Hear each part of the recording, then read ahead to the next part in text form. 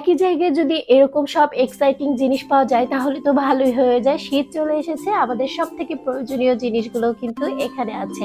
এক একটা ব্যাগের থেকে অনেক বেশি সুন্দর ছিল আর দেখে একদম চোখ ফেরানো যাচ্ছে না। আমি শুধু ব্যাগ দেখছিলাম আর এখানে বিভিন্ন রকম শাল পাওয়া যায়, বিশেষ করে কাশ্মীরি শালের কালেকশন খুবই ভালো। আর এই মিষ্টি দেখে একদমই চোখ ফেরানো যায় না, সাথে ঘর সাজানো জিনিস তো রয়েছেই।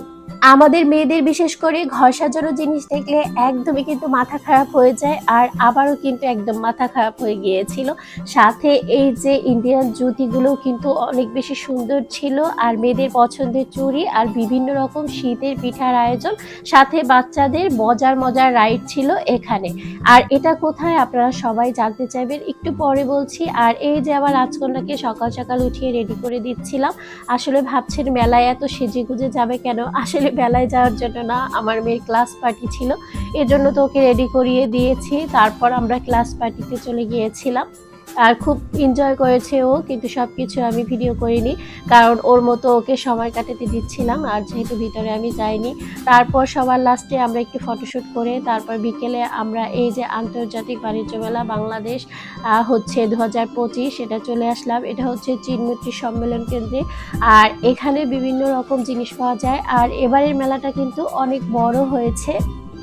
ইন্ডিয়া, চায়না, পাকিস্তানের অনেকগুলো স্টল রয়েছে এখানে, আর প্রোডাক্টগুলো অনেক ভালো এসেছে, সাথে আমাদের বাংলাদেশের তো আছেই।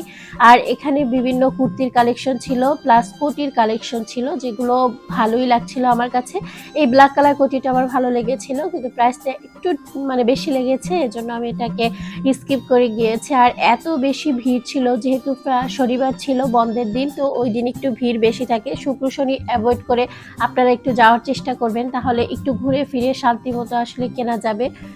তো এই হচ্ছে পাকিস্তানের বিভিন্ন স্টল ছিল, আর এটা চায়নার বিভিন্ন স্টল ছিল। আর ইন্ডিয়ান জুতিগুলো অনেক বেশি সুন্দর ছিল। এগুলো হচ্ছে 1000 থেকে শুরু করে একদম অনেক রেঞ্জের ছিল, বিভিন্ন রেঞ্জের জুতা ছিল, আর এগুলো দেখতে কিন্তু বেশ সুন্দর ছিল। কিন্তু এই টাইপের হিল আমি একদমই পছন্দ করি না দেখে এই জুতাগুলো কখনোই কেনা হয় না, কিন্তু ভেবেছি এরপরে কিনবো। আর বিভিন্ন টাইপের চুড়ি ছিল। আমরা কিছুক্ষণ ঘোরাঘুরি করে খাবার উদ্দেশ্যে চলে আসলাম, কারণ মেলার খাবার একদমই মিস করা যায় না। এত মজার মজার পিঠা আর খাবার থেকে যেগুলো অনেক বেশি ভালো লাগে, বিভিন্ন রকম কুশন ছিল। এই সাদা ব্যাগটা আমার কাছে অনেক বেশি ভালো লেগেছে। প্লিজ আমার ভয়েসটা একটু অ্যাভয়েড করবেন, প্রচণ্ড ঠান্ডা লেগেছে আমার, যার কারণে ভয়েসের অবস্থা খুবই খারাপ হয়ে গিয়েছে। এই ব্যাগগুলো আমার কাছে এত বেশি ভালো লেগেছে, শাড়ির সাথে কিন্তু এই ব্যাগগুলো খুব বেশি ভালো লাগবে। আর এগুলো আসলে রেগুলার যে ব্যাগ সেগুলোই হচ্ছে। আর এখানে বিভিন্ন রকম পঞ্চ ছিল, বাচ্চাদের বিভিন্ন রকম হচ্ছে ক্লিপ ছিল। আর আমার বাচ্চার চোখ শুধু এই যে চাবি রিংগুলোতে। আর হচ্ছে এখানে এটা চায়না স্টল ছিল, এখানে চায়নার বিভিন্ন জিনিসপত্র পাওয়া যাচ্ছিল, হেয়ার ব্যান্ড থেকে শুরু করে অনেক কিছু ব্যাগ খুব ভালোই লেগেছে। হেয়ার ব্যান্ডগুলো হচ্ছে একটু বেশি ভালো লেগেছিল।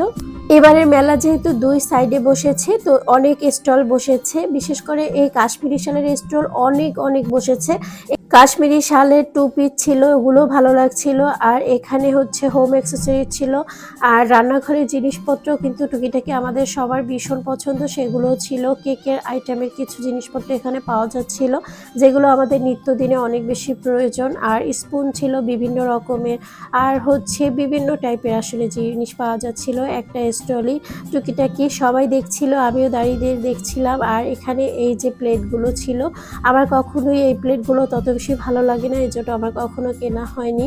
আর এখানে হচ্ছে চকলেট দেখে আমার বাবু চকলেট খাওয়ার জন্য পাগল হয়ে গিয়েছে।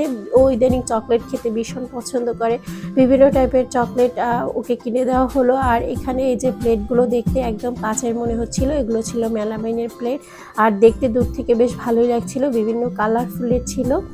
আর এগুলো হচ্ছে কাচের ছিল। আর এগুলো হচ্ছে আমার কাছে মনে হচ্ছে দামটা একটু বেশি লেগেছে, বাহিরে যখন আমরা ভ্যান থেকে কিনি তখন কিন্তু 100 টাকা করে নেয়, এখানে 120 টাকা করে চাচ্ছিল। আর যে বাটিগুলো সেগুলো 200 করে চাচ্ছিল, আমার কাছে মনে হয় একটু বেশি লেগেছে, এজন্য আমি এখান থেকে কিনিনি। আর এই যে চুড়িগুলো, ব্যাজগুলো, এখান থেকে আমি একটা নিয়েছিলাম, কারণ এই ব্যাজগুলো কিন্তু ঘড়ির সাথে পরলে বেশ ভালো লাগে, আপনারা এগুলো কিনতে পারেন। আর এগুলোর কালার কিন্তু খুব ভালোই সময় ধরেই থাকে, 3 মাস 6 মাস ভালোই থাকে। আর এই যে বিভিন্ন রকম জিনিসপত্র এখানে বাবুর জন্য আমি কিছু ক্লিপ কিনে নিয়েছিলাম, আর এখান থেকেও কিছু কিনেছিলাম টুকিটাকি।